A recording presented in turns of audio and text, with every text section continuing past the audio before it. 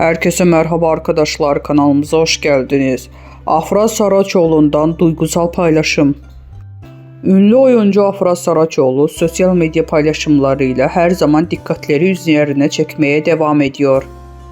Ünlü oyuncu duygusal bir paylaşımda bulunan Saraçoğlu bu kez içsel yolculuğuna dair samimi bir notla takipçilerini etkiledi. Onun bu paylaşımı kısa sürede içerisinde sosyal medyada gündem haline geldi. Sosyal medya hesabından yaptığı bu anlamlı paylaşımda Saraçoğlu çektiği bir öz çekim takipçileriyle paylaştı ve fotoğrafın altına duygusal bir mesaj bıraktı. Afra Saraçoğlu'nun yazdığı o anlamlı sözleri sizlere takdim ediyoruz. Teşekkür ederim bana öz değerimi geri kazandırdığın için. Ailemin gerçek değerini öğrettiğin ve nereden geldiğimi terk etmeden geleceğimi inşa edebileceğimi gösterdiğin için.